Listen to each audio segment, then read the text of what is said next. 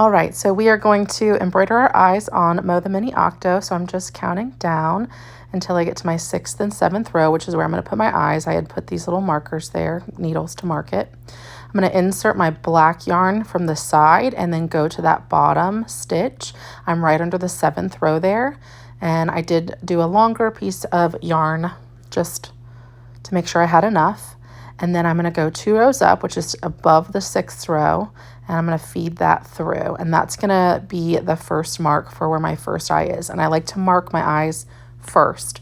So I'm going to go ahead, if you can see where that is, I'm going to go from the bottom of that eye over to where I have used those needles to mark my second eye, and that is 5 stitches over. You can do 4 or 5 stitches, up to you.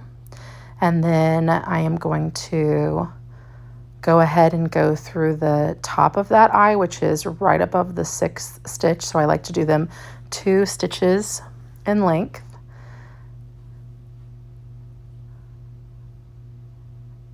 And I'm going to pull that through to finish marking that eye. And this is where I always suggest to really look closely, make sure that you're happy with your placement, make sure you're happy with where it needs to be. And then you see how I kind of laid the yarn beside my first mark. I'm going to start building up the eye, and I go from top to bottom, and you really tell the yarn where to go. You lay it down next to it.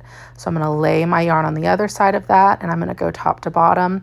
How many times you do this is really up to you and how wide you want your eyes. I try to make sure I'm equal on both sides though, and see how I just kind of tell it where to go. You don't want to over tighten and you don't want to under tighten, so just right. I'm going to lay that down on the same side again and pull through. And the reason, and I'm just going to keep doing that and then move over to the other side of that same eye. The reason you don't want to pull too tight is you don't want it to become bubbled up, and you don't want to pull too little because you don't want it to be super loose. And I'm going to move over to the other side and start building up that side. And again, just telling the yarn really where I want it to be with my fingers right there. And you'll see a little fuzz that likes to come up as you sew. I usually, unless I need to move it, just leave it there until the end. And that's all you do to get rid of it, just pinch it away. So I'm pretty happy with that. So I'm going to go to the bottom of that same eye and then transfer my needle over to my other eye. And I usually work on I place my right eye first and then my left, but I build up my left eye and then I move over and build up my right eye. And same thing, I'm going to tell the yarn where to go, and I'm going to start building up on one side and then the other. And then you do this however you like, but I like to then just stay on one side and build it up.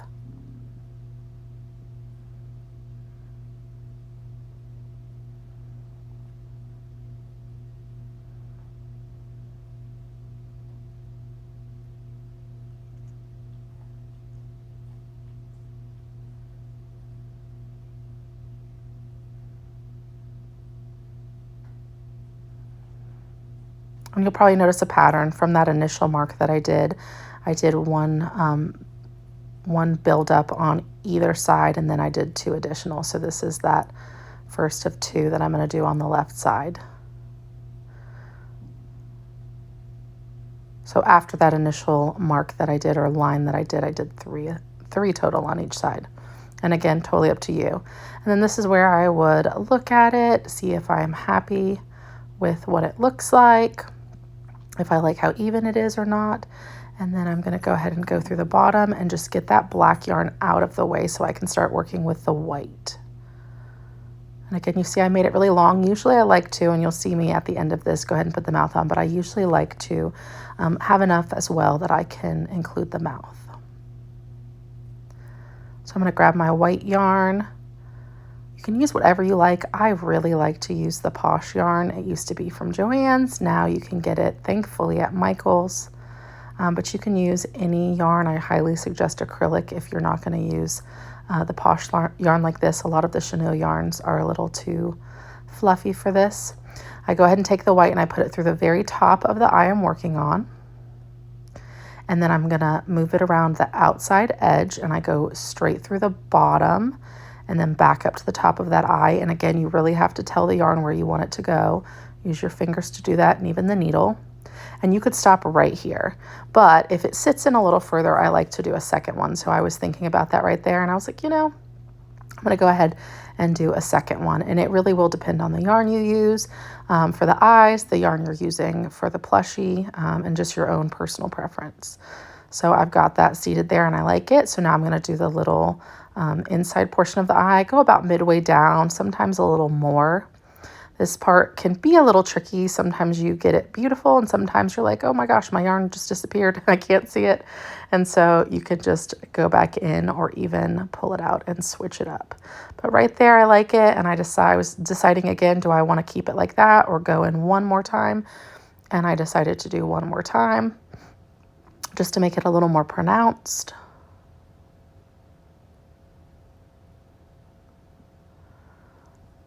And then we are good. That little top piece won't matter. I'm going to put black over that soon. And then I'm going to go from the top of that eye and do the exact same thing on my right eye.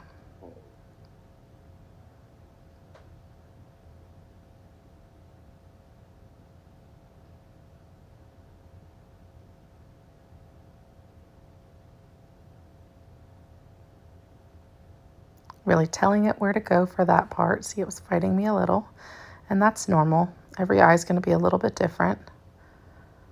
This does take obviously a little more time than safety eyes or even like the felt eyes that you hot glue on or fabric glue on, but I do really like doing this. I feel like it helps the plushie to hold up a little longer, and it's a little safer, or the eyes to hold up a little longer, I should say, and it's a little safer for young ones if you are selling your plushies.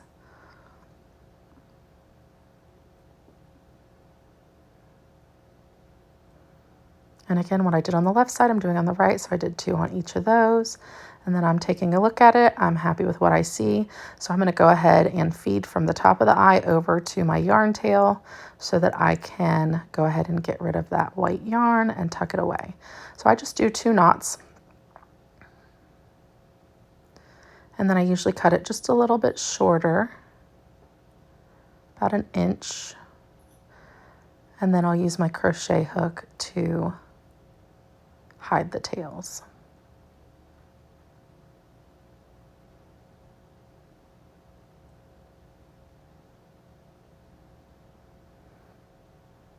All right, now I'm going to go ahead and rethread my black.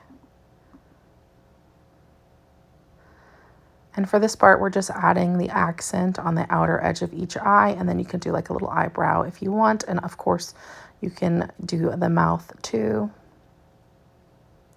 So I'm going back to the top of that eye, and right here I'm just kind of pointing out that you can go straight to the bottom of the eye like we did for the white, or off to the side a little bit. It really is just whatever kind of look you like. That one I chose to go off to the side just a bit, and that frames out that eye really well. And then I kind of pick and play around with where I put this, but you know, a little off the side of the eye, I will feed in and give it a little eyebrow. And I do think it kind of cleans up the look. Getting rid of those little fuzzies. And then that is what that side looks like. It kind of gives it a little eyebrow or eyelash. And then same thing, I was about to go through the bottom and I realized, oh wait, I went through just over to the side on that one. So feed through and through the top. And again, you're going to tell the yarn where it needs to rest with your fingers. Sometimes the needle comes in handy too. And then you'll see me mess up here. Not mess up, but I fed it where I thought I wanted it to go. And then I didn't like how even it looked. I went ahead and fed it through where my yarn tail was too. And so when you look here, I'm like, oh no, that's going out too far. So if that ever happens, that's normal. Just take it out and then you can fix it. So I just rethreaded and just went down just a little bit further for that.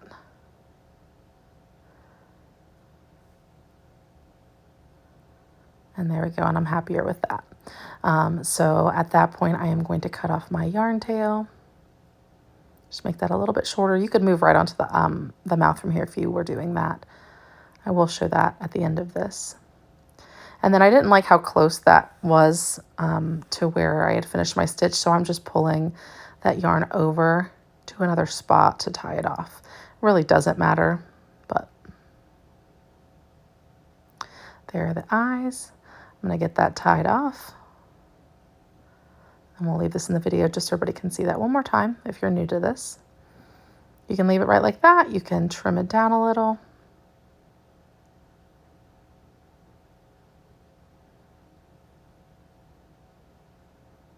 And then just use your hook to pull those tails through. And there are the eyes. All right, so I'm going to start the mouth right here. So I'm just going to feed from the top wherever you want, and then over to where I think I want my mouth to start.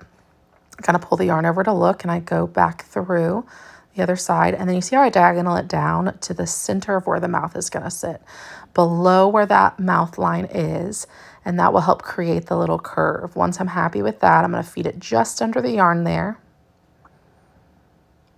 and then I'm going to feed back right where I stitched in, or you can even go a little bit below that. And then I'm going to feed my tail up to where my other yarn tail was. And when you pull, you'll see it creates this little V. You can do it a little more narrow. It's sometimes hard to get it perfectly even, but usually you can. A little more narrow and you get more of like a curved smile. I always recommend just playing around with it. And then once you are satisfied with your mouth, same deal, you will cut that off and you will tie.